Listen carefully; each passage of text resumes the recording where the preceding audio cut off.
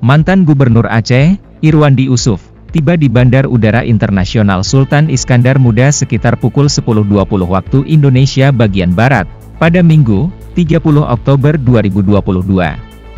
Setiba di Bandara SIM, Irwandi Yusuf bersama mantan staf khusus Hedri Yusal, langsung dilakukan pesijuk oleh Abah Sabri selaku pimpinan Dayah di Lamno dan disambut langsung oleh sejumlah kader Partai Nanggro Aceh di Gedung Pemerintah Aceh, Aceh Besar.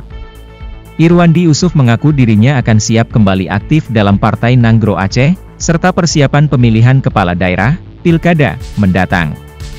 Meski demikian, Irwandi menjelaskan bahwa dirinya dicabut hak untuk dipilih dalam pemilihan umum selama 5 tahun sejak dirinya dibebaskan bersyarat. Atas ketibaan hari ini di kampung halaman, ya, saya bersyukur tiba hari ini. Tapi saya tidak banyak bisa beraktivitas karena pembuatan bersyarat. Jangan sampai saya melanggar syarat-syarat. Perasaan BW disambut oleh kader relawan dan juga keluarga hari ini seperti apa, BW? Menyenangkan. Alhamdulillah. Melapor via lisan, melapor langsung bisa, video call bisa. Tapi kadang-kadang kalau ada acara di sana harus datang. Tadi katanya ada aktivitas masih terbatas. Maksudnya seperti apa nih, Bibi? Aktivitas? Begini, saya tidak boleh melanggar hukum sedikit. Kalau melanggar hukum dipanggil lagi dan batal remisi PB batal. Kembali aktif di PNA? Aktif. Untuk ada rapat-rapat ke depan? Bisa. Kalau hak politik, Bibi?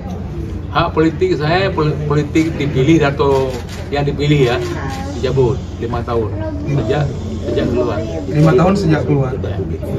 Artinya ini tapi kalau untuk kerja politik ke depan kan mengingat ada pilkada nih. Bisa. Tetap seperti biasa. Menggerakkan partai seperti biasa tetap Bisa.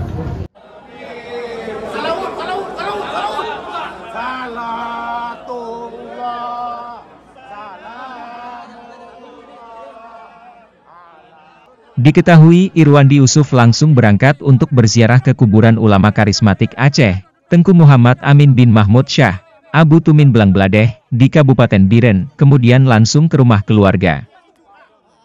Dari Aceh Besar, Iskandar AJNN, mengabarkan.